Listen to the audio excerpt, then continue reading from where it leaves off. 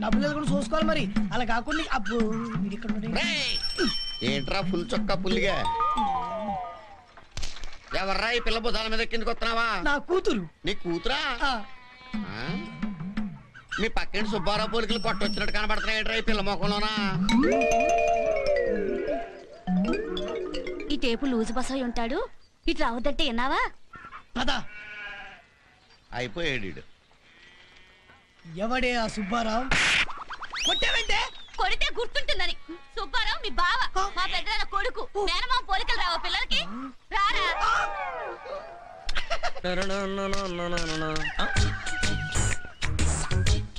అరే సంకలో పిల్లిని పెట్టుకుని ఊరంతా వెతికినట్టు ఊర్లో నా మరదలు పెట్టుకుని అనవసరంగా పెళ్లి చూపుకెళ్ళానే.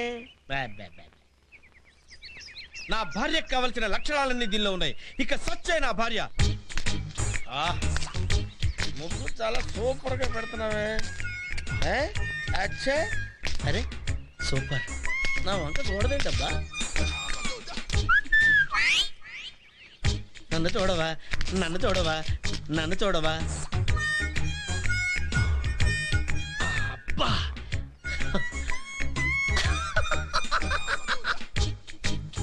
సచ్చు, నువ్వు అందమైన చేతులతో ముగ్గు పెడుతుంటే నీ బుగ్గలు ముద్దొస్తున్నాయి తెలుసా?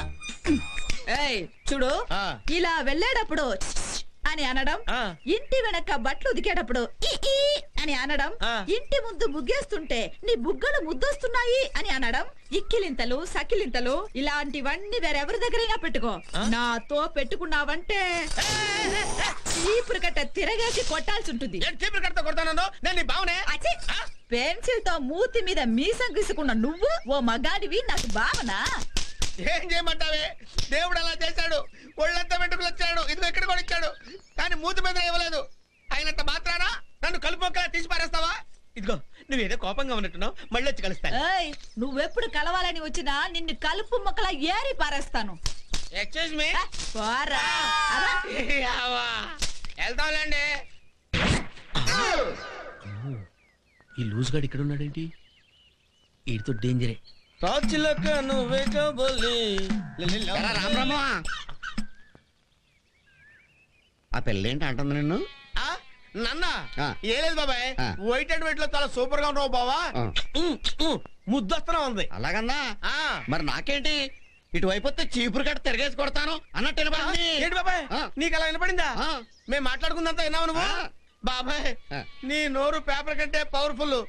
నీకు దండ పెడతాను. ఈ మ్యాటర్ ఎక్కడ లీక్ చేయకే, ఇవి చేతులు కాదు కాళ్ళు అనుకో బాబాయ్. ఆ పిల్ల అంత బాగా నచ్చిందా నీకు? అదేంటి బాబాయ్, నచ్చకపోతే చీపురు కడతా కొడతాను, చిరునవ్వుతో ఎందుకు వస్తాను? బాబాయ్ నీకు విషయం తెలుసా?